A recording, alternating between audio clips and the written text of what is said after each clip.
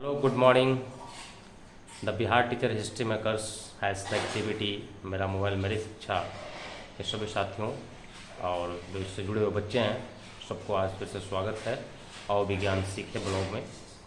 और जैसा कि पिछले वाले ब्लॉग में मैं आपको बताया था नेत्रलेंस के बारे में, और उससे रिलेटेड जो दोष था, पहला दोष बताया था आपको मायोपिया यानी कि निकट दृष्टि दोष।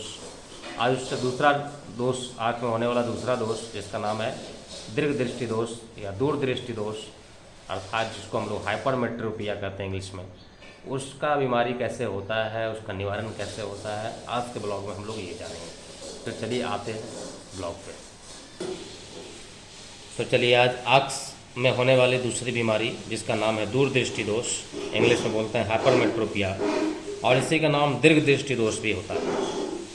इसी के बारे में जानेंगे। तो इस बीमारी में ये होता है कि नज़दीक की वस्तु साफ साफ नहीं दिखाई पड़ती है, परंतु दूर का वस्तु साफ साफ दिखता है। यानी आँख में एक ऐसा प्रॉब्लम हो जाता है जो दूर के वस्तु तो देख लेता है लेकिन नज़दीक का वस्तु नहीं देख पाता। यानी किताब पढ़ना हो, पेपर पढ़ना हो या छोटे छोटे लेटर्स को पढ़ना हो तो वो नहीं पढ़ पाते हैं, है ना।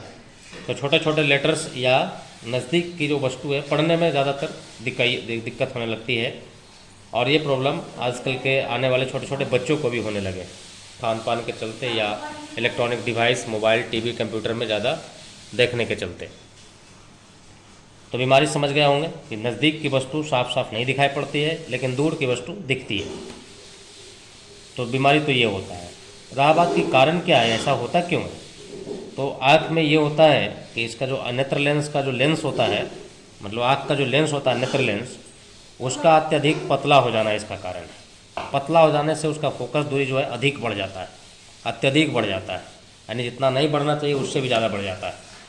और जब फोकस दूरी अधिक बढ़ जाता है तो किसी वस्तु का प्रतिबिंब उसके रेटिना पे ना बन करके उसके रेटिना के पीछे बनने लगता है। यानी जो लाइट यहाँ रेटिना पे इंटरसेक्ट करके कटना चाहिए था वो लाइट उसके पीछे जाके इंटरसेक्ट करता है, यानी प्रतिबिंब पीछे बनता है, जिससे साफ साफ वस्तु दिखाई नहीं पड़ती है। और ऐसा कारण हो जाता है ये सिलेरी मसल्स काम करना बंद कर देता है।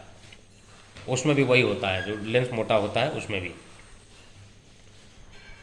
तो चलिए इस दोष का निवारण कैसे करेंगे हम लोग, यदि इसका इस तरह का बीमारी किसी को हो गया तो इससे कैसे छुटकारा मिलेगा। तो इस तरह के प्रॉब्लम में उत्तल लेंस से बने हुए चश्मे का प्रयोग करते हैं। निकट दृष्टि दोष में हम लोग अवतल लेंस का यूज करते थे। अवतल लेंस लगाते थे तो जो निकट में प्रतिबिंब बन जाता था उसको फैला के आगे रेटिना पे ले जाता था। और इसमें हम लोग उत्तल लेंस लगाएंगे तो उत्तल लेंस का काम है प्रकाश को कन्वर्स कर देना, मोड़ देना। तो मोड़ देता है, अर्थात जो अभी ऊपर जाके बाहर बन रहा है उसको मोड़ करके रेटिना पे ले आएगा। तो हम लोग देखिए एक उत्तल लेंस का चश्मा इसमें लगा दिए। इसका काम ये होता है कि रेटिना के पीछे बन रहे प्रतिबिंब को, यानी इधर जो बन रहा था प्रतिबिंब, उसको मोड़ करके रेटिना पे ले आना। तो पहले हम लोग लगा दिए उत्तल लेंस। मान लिए ऑब्जेक्ट है जिसको हम लोग देखना चाहते हैं, पढ़ना चाहते हैं, यहाँ पे किताब है, तो यहाँ से लाइट इस तरह से आया तो सबसे पहले ये उत्तल लेंस उस लाइट को अपने फोकस की तरफ या जितने एंगल पे आता है उतने एंगल पे ये मोड़ देता है। तो यहाँ से मुड़ने के बाद प्रकाश आँख वाले लेंस पे, नेत्र लेंस पे पड़ता है और फिर से वो एक बार और कन्वर्स करता है, यानी फिर से एक बार और मोड़ता है। तो जो प्रतिबिंब अभी बाहर जाके इधर बन रहा था वो प्रतिबिंब अब यहाँ रेटिना पे बनने लगता है। तो इस तरह से उत्तल लेंस के बने चश्मे के सहारा से हम लोग इस बीमारी से छुटकारा पा सकते हैं। परमानेंट छुटकारा तो नहीं होगा, हाँ किताबें पढ़ सकते हैं, जो ना देख पाते थे उसको देख सकते हैं। चलिए अगले दोष के बारे में मैं आपको इसका अगले वीडियो में बताऊंगा। ये हो गया दूरदृष्टि दोष, क्या होता है, क्यों होता है, उसका निवारण कैसे करते हैं। डायग्राम के साथ आप साफ सुथरा चित्र बनाइएगा अपने कॉपी में। चलो धन्यवाद।